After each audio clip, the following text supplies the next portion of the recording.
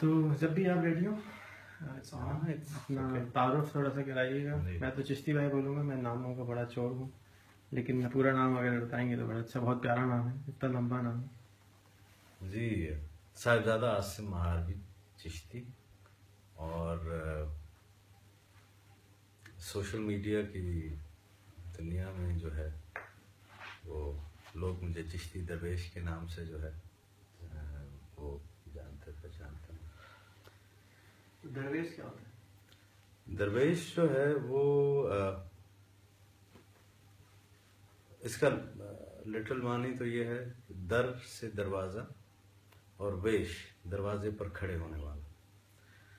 और लेकिन ये जब हम सूफीज़म की बात करते हैं तो उसमें दो दरवेश जो है वो हैं। एक तो दाल के ऊपर ज़बर है जिसे दरवेश दरवाजे के ऊपर खड़ा होने वाला, और एक है दुर्वेश पेश के साथ। और दुर का मतलब है मोती, लाल, हीरा, कोई कीमती पत्थर जो है। तो ये माने हैं। वैसे इसका जो दूसरा माने बनता है, इसका एसेंस जो है वो है कि आप पेशेंस के साथ, करेज के साथ किसी एक चीज़ के ऊपर डट जाते हैं, खड़े हो जाते हैं। तो the person who stands up, and the person who stands up against his own false self, against his own false ego, on the path of the spirituality or on the path of self-awareness or on the path of truth. The one who is seeking the truth and he is standing with the commitment and the dedication of lifetime, fighting all the time with his own false commanding self. That person is called as a dervish. तो ये दरवेश का जो है वो माने जो है हो जाता। चलिए मैं इंटरप्ट नहीं करूँगा, अपना तारुफ से शुरू करेंगे। पाकिस्तान से ताल्लुक़, पाकिस्तान का एक बहुत ही रिमोट डिस्ट्रिक्ट है भावलनगर। उसकी एक तहसील है चिश्तियाँ, और चिश्तियाँ के पास जो है वो एक गांव है महार शरीफ। और महार शरीफ का बासी होने की वजह से, वहाँ का रहने वाला होने की वजह से महारवी जो है वो हम कहलाए जाते हैं। I am 7th generation of Sufi saint of Chishtia Nizami order, Hazrat Khwaja Noor Muhammad Maharvi. He was my great grandfather. और 18th century में he is considered as a revivalist of the Chishti order in Pakistan and India.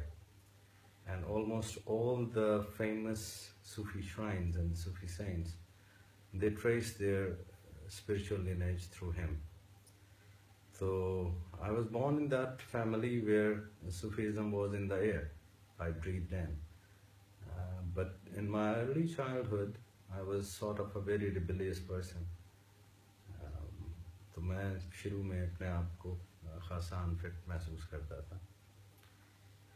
फिर जो education है, I studied in Army Burnhall College in Ahmedabad since my early childhood, was sent to the boarding house, and it was a missionary school. I mean, it was still under the Christian missionary. Then it was taken over by Pakistan Army.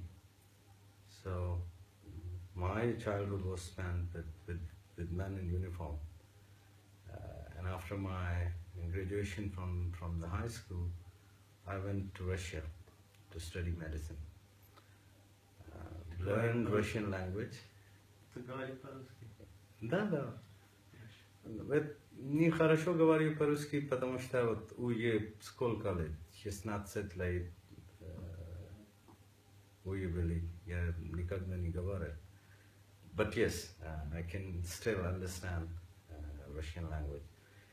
And you know, when as a young man, you never forget your first love. So as a young traveler, once you are in your teens, the first country you travel becomes your first love. So Russia was certainly, and is still certainly, a very mystic, beloved country, which I keep on exploring. So उसके बाद I studied medicine, anatomy. Yes, anatomy for 1 year. But after studying anatomy for a year, I thought that probably I'll end up as a butcher, not as a doctor. So I left medicine, and I got a scholarship for American University there. Did my 4 years bachelor's in mass communication. Spent no, in Central Asia. हाँ, वहाँ पे जो है वो किया. और वो तबीयत में कुछ आवारागर्दी थी, तो कभी एक यूनिवर्सिटी, कभी दूसरी यूनिवर्सिटी. तो finally when I got my degree in mass comm, I had already visited 15 countries just in the process of my studies. Never considered myself as a very bright student, but I had my luck. And again I got a scholarship, and this time from Indiana State University in Bloomington, Indiana, and went there for my master's in IR. तो international relations में masters किया. Major जो है वो comparative religions था. तकाबुल अदयान किया. तो उसमें मोनोथियास्टिक फेथ्स थे. जुडिज्म पढ़ा, क्रिश्चियनिटी पढ़ी, इस्लाम पढ़ा. तो मुझे याद है वो पहला दिन कि जब हम यूनिवर्सिटी में जा रहे थे, तो हमारे जो डीन थे उन्होंने कहा कि आपने कंपैरेटिव रिलीजन पढ़ना है, तो put your faith outside the campus, because if you bring your faith inside the classroom or the campus, then whatever you are studying, it is based on some sort of bias. So that was the first time when I started learning my own religion with a very neutral eye, or what you can say as a bird eye view of all these three religions, and doing its comparison. Those were 2 years when I realized that there is no comparison. Comparison is between something which are not the same, which are different. Only then you compare it, do the comparison. But when you are studying the same thing, there is actually no comparison. So to my understanding towards this whole phenomenon of comparing the monotheistic faiths, those faiths who believe in one God, that was, well, I mean, I cannot say that was the waste of time, but that was an eye-opening thing for my own self, and I discovered Islam, and I discovered Christianity and Judaism, that as if people are using the different names, but they are talking about the same thing, right? And there was a confusion that probably it is a different thing, but to my understanding it was the Islam itself was the last version and the complete version of the same story, right?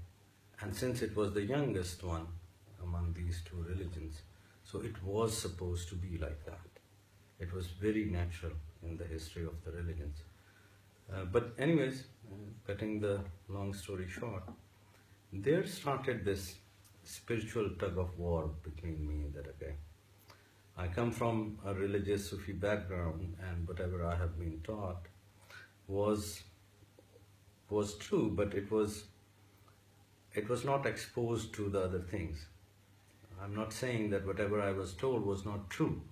It was true, but then we have this mind conditioning that we never get that opportunity to explore the other religions or the other faiths.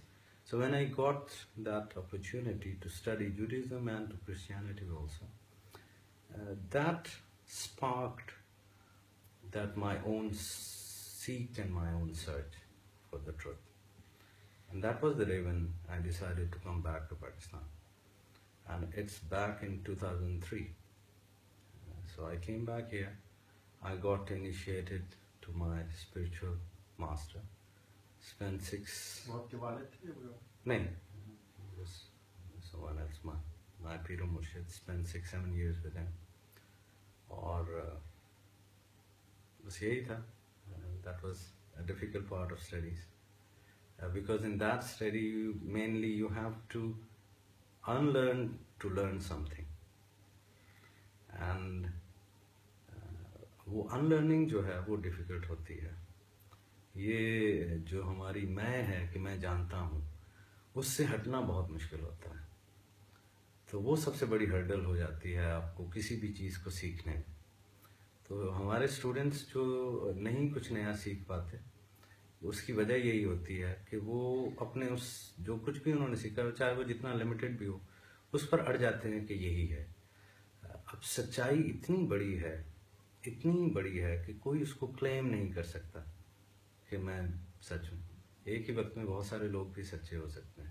یہ لوگ جو کہتے ہیں کہ ایک وقت میں ایک ہی آدمی سچا ہوتا ہے, ایسا کبھی نہیں ہوتا. وہ شاید سچائی کو جو ہے وہ کوئی چھوٹی سی بکری سمجھتے ہوں گے. سچائی تو بہت بڑی ہے. اگر آپ کو چانس ملے کسی پلانٹیریم میں جانے کا اور آپ وہاں پہ پلانٹس کو دیکھیں, اور تب آپ کو احساس ہو کہ اس پوری جو گلیکسیز ہیں اس میں جو ہے وہ دنیا کہاں پر ہے, اور پھر اس دنیا میں 2/3 جو ہے وہ واٹر ہے, 1/3 جو ہے وہ خشکی ہے, اور اس پہ بلینز آف لوگ ہیں, اور اس میں ایک ریحان اللہ والا اور ایک محمد آسم, اور پھر ہمارے چھوٹے چھوٹے سے دماغ, اور کہیں کلیم بنتا نہیں ہے کہ I know everything. The only thing you can know is that I do not know. اتنا تو پتہ چل جاتا ہے بندے کو. کتنی عمر میں آتا ہے یہ عمر کا تو اس سے کوئی تعلق جو ہے وہ نہیں ہے. لوگ اپنی زندگیاں گزار دیتے ہیں اور نہیں پتہ چلتا, قبر میں چلے جاتے ہیں, نہیں پتہ چلتا. کبھی آپ کو کوئی اچھا استاد مل گیا, کبھی آپ کو مجھ سے کسی نے پوچھا, I was giving a workshop at Ohio State University and somebody asked me, who is Guru? گرو جو ہے وہ کیا ہے.